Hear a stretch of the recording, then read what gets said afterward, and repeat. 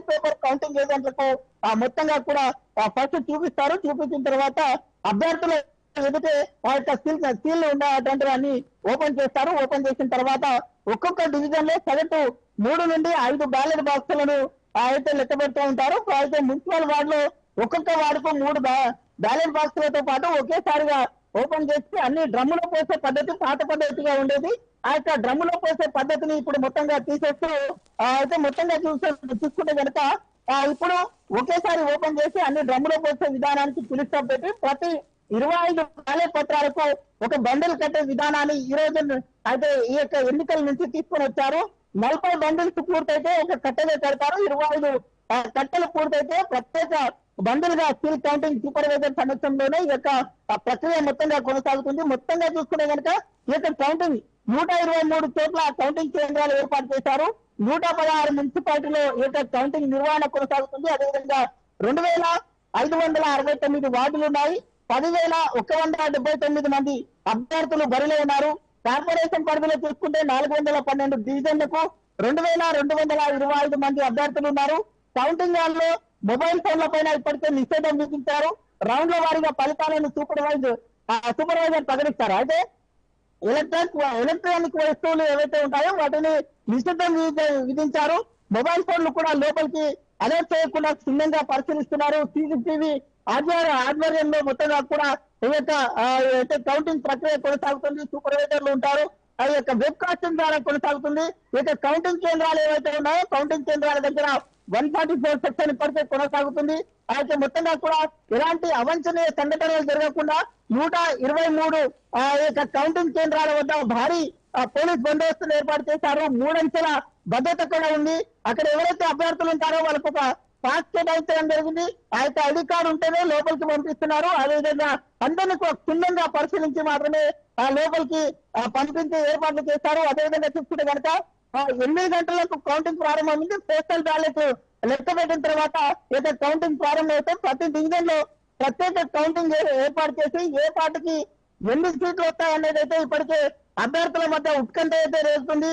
మొత్తంగా చూసుకుంటే కనుక ఇటు ఏవైతే ఎగ్జిట్ ఫలితాలు వచ్చాయో ఆ ఎగ్జిట్ ఫలితాల పైన కూడా ఇప్పటికే పార్టీలు నువ్వా నీనా ఎవరు గెలుస్తారో అనే ఆశతో ఉన్నాయి. అదేవిధంగా చూసుకుంటే కనుక ఎగ్జిట్ పోల్ సర్వేలన్నీ కూడా ఈ యొక్క అధికార పార్టీకే చూపిస్తున్న నేపథ్యంలో అయితే ఆ యొక్క ఎగ్జిట్ పోల్స్ అవన్నీ కూడా మొత్తంగా తలదన్నే విధంగా ఉంటాయి. ఎగ్జిట్ పోల్స్ అన్ని కూడా తలకిందులుగా చేసి మేము కూడా గెలుస్తున్నామంటూ కూడా ఇటు ప్రతిపక్షాలు కూడా ఎవరికి వారు ధీమా వ్యక్తం చేస్తున్నారు. ఖచ్చితంగా 116 అయితే